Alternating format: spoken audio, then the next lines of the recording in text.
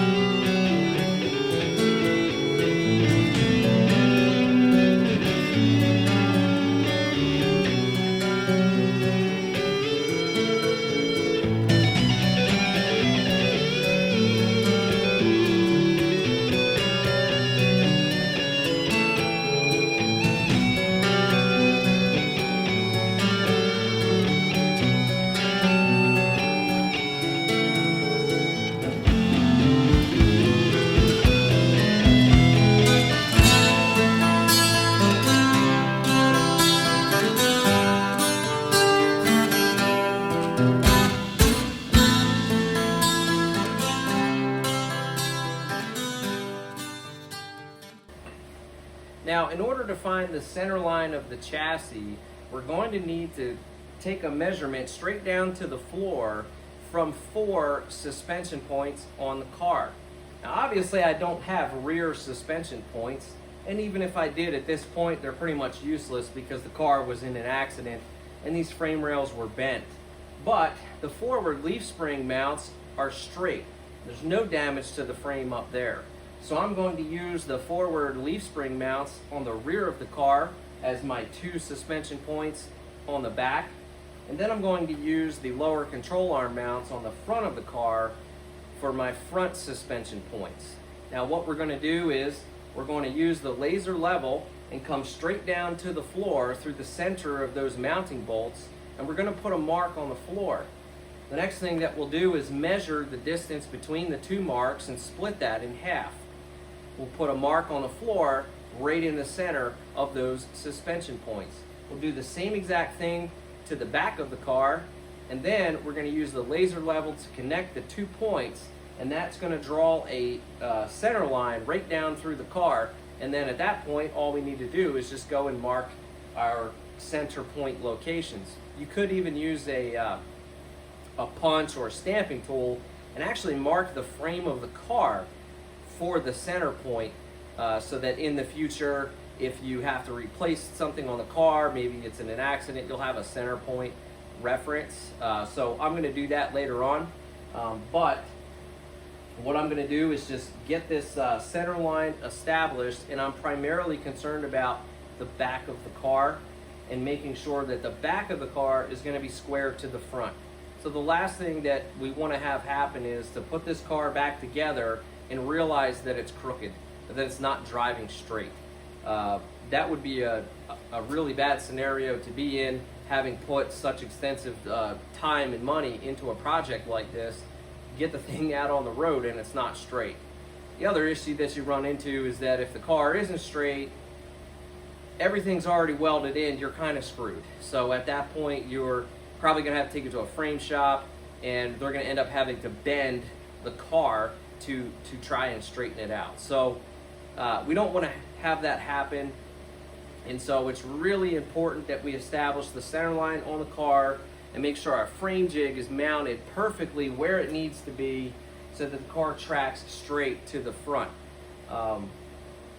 So let's go through that process. Now there's many different ways that you can take your chassis measurements. You can use a string and create a plumb bob, which would be to put a little weight on the bottom of the string, or you can use a laser level like this one here.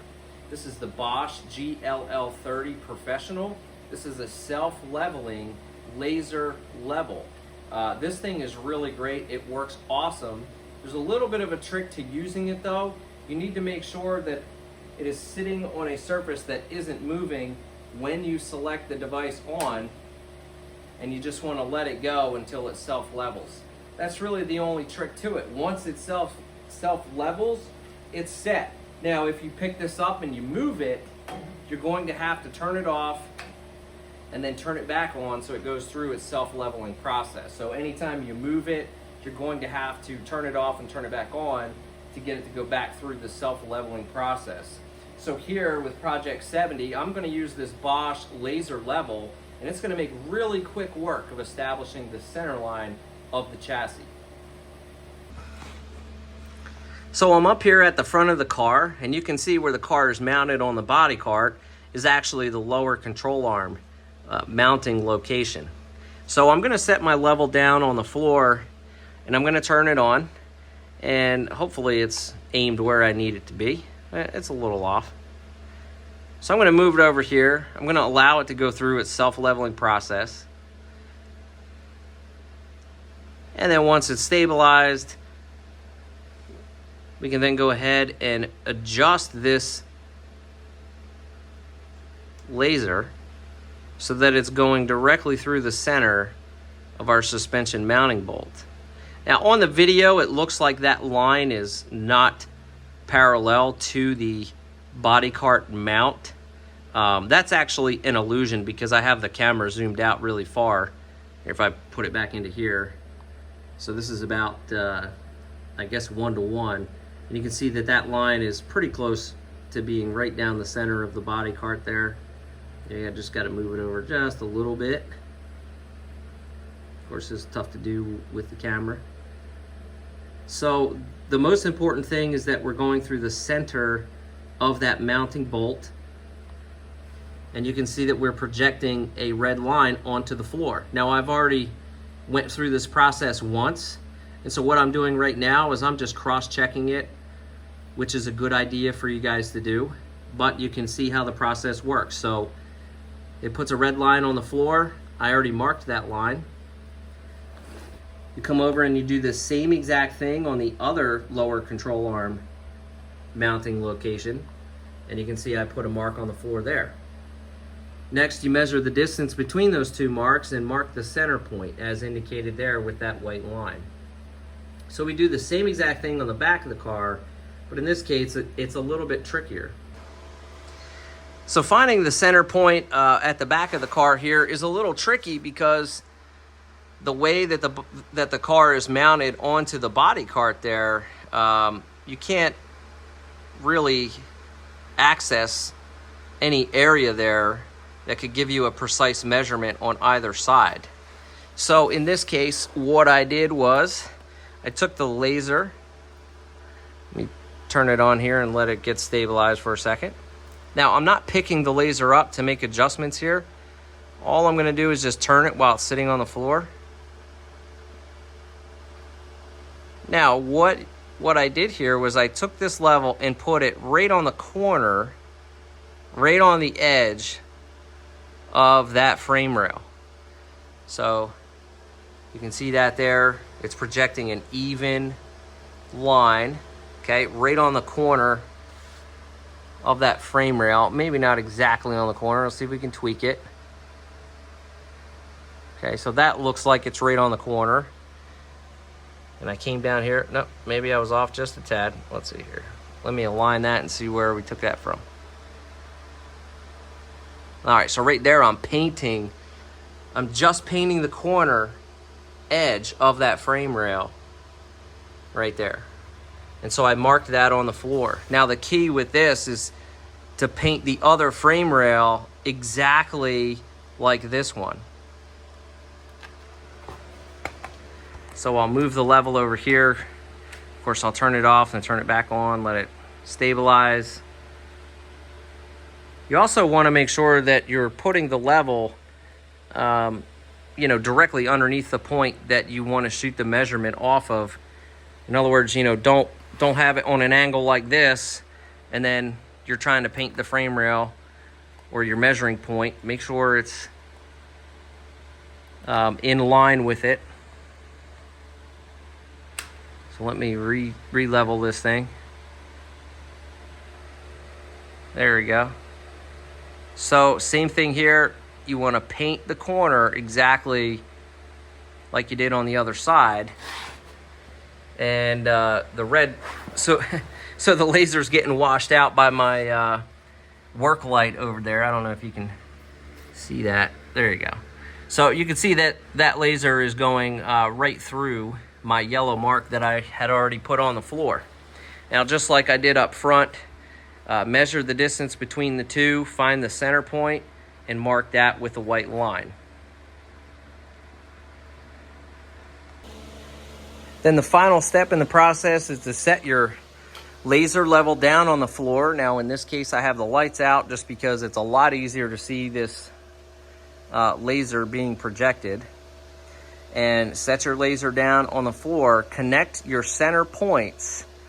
And what I really like about this Bosch level is that it's going to paint a vertical laser all the way down the car. You can see it going right up into the chassis there. What's interesting on these 1970s, I don't know if this is the same with other cars, but there's actually a hole in the firewall, dead center in the middle of the firewall.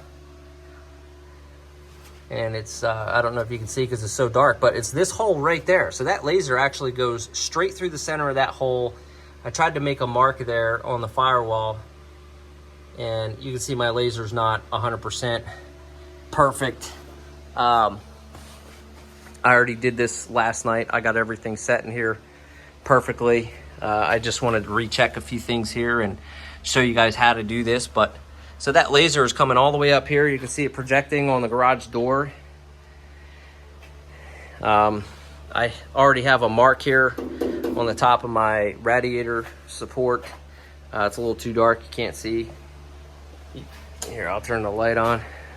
But you can see I've got a mark up here. So this is dead center on the car, and that corresponds with the laser too. So once you find the center point, then you can go ahead and build your jig around that and make sure that it gets set properly left to right. Now I just finished laying down the first set of welds on this. In addition to finding the center point like I've done here, which is critical for getting our left to right, our straightness on the car. The other thing that I went ahead and did, you see some string hanging on the floor over here, is in order to set the frame jig, how far back it needs to go. If I can pick this up. Okay. What I did was I tied a string to that forward leaf spring bolt, and according to the specifications, the distance from that bolt back here to the rear mounting location is 51 7/8 of an inch.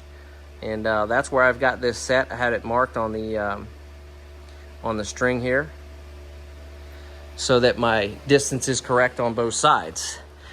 Now I didn't just do the string either. I also cut a piece of this is 1-inch tube. So I cut this to 50 7/8 of an inch because if I set this pole up against the body cart there, it's exactly 1 inch away from the center of that leaf spring hole, which I've already measured. And bring this back here, and you can see that that is just about slicing through where that needs to be. Sorry about that, this is hard to do. So that is, again, this pole is 50 7/8 of an inch, but I'm 1 inch farther back from the mounting hole. So that puts me right on the 51 7/8 of an inch distance for the frame rail there. So I think I'm actually gonna put those, I'm gonna cut another piece like that and run those in there. Possibly, I'm not 100% sure yet. It's probably not needed. But anyway, so everything's laid out. I'm just gonna finish welding in this frame jig here, and that'll probably be it for tonight. And then the next time I'm out here, I'm gonna start getting these frame rail sections ready to splice into here somewhere. And so that's the other challenge too. I have to figure out how I want to splice these new frame rails in. Now these I just arbitrarily cut right there. This is not where I'm intending to connect the new frame rail to. I'm actually leaning towards cutting it farther back underneath of here so that I can actually have a straight section of frame connecting to the new frame. And then this here would will be all new frame rail. So I really leaning towards cutting in this area back here, which is going to require me to take some of this floor out here. The only thing is I don't want to get into cutting the torque box. So if that's the torque box, I'm not going to do that. Anyway, all right, guys. Thanks for checking it out.